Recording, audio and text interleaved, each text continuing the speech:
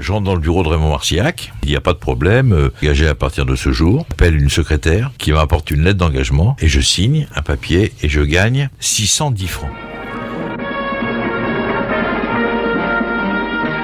Bambuc, au seuil de cette nouvelle année, nous voudrions que vous nous donniez un peu une mise au point de vue de vos études et au point de vue du sport.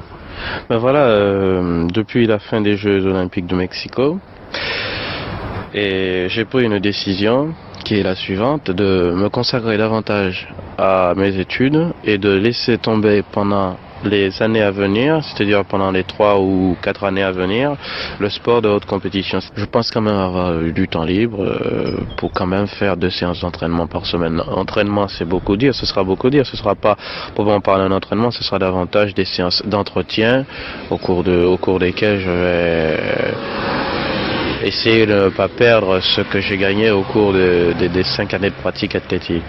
France Inter, il est 13h.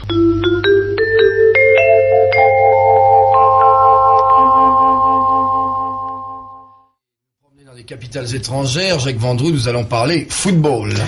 Et à l'occasion des quarts de finale de la Coupe de France de football, match retour hier soir, il y a eu un certain nombre d'incidents, des incidents très graves. Dans le match Lyon-Marseille, par exemple, gagné 4-0 par l'Olympique lyonnais, l'arbitre de la rencontre, M. Poget, a expulsé Skoblar à la 43e minute et il a donné 2 avertissements à Bracci et à Trivi. C'est l'arbitre qui est quand même le grand responsable. Il aurait dû dès le départ prendre des sanctions et ne pas laisser dégénérer la partie. Il faut absolument que les dirigeants des clubs, les dirigeants de la Fédération française de football, les arbitres, les entraîneurs prennent des dispositions pour empêcher ce genre d'incident qui se produit de plus en plus régulièrement.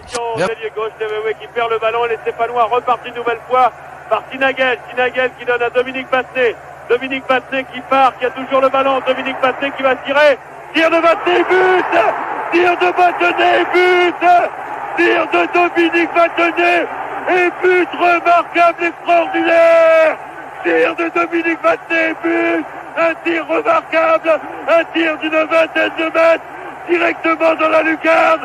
Tir de Dominique Battenet, bravo Dominique Battenet, un tir en tout point remarquable, fantastique de la part de Dominique Battenet. Le ballon est entré directement dans la lucarne du gardien Clément.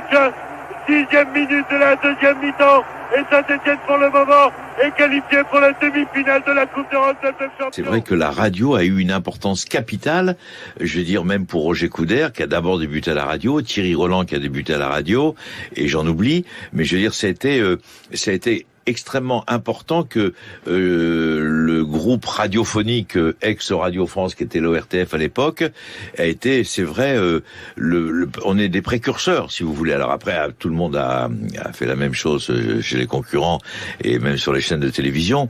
Mais c'est vrai que nous avons été, nous, Radio France, enfin en tous les cas ex-ORTF, on a été les premiers où on a eu la chance d'avoir des grands commentateurs qui nous ont mis sur la voie. C'est-à-dire que c'est vrai que je pense à Jean-Paul Brouchon, je pense à Émile Toulouse, je pense à Jean-François Rhin, je pense à toutes ces grandes voix de la radio sportive. Ils étaient tous chez nous. Et un garçon comme Thierry Gilardi, dont vous en avez parlé tout à l'heure, Thierry a débuté chez nous. Thierry Roland a débuté à Radio Paris. Faites votre métier sérieusement, sans vous prendre au sérieux. Et c'est vrai que ces maisons de radio, c'est pas prétentieux, mais c'est ma maison, c'est ma famille, c'est ma culture.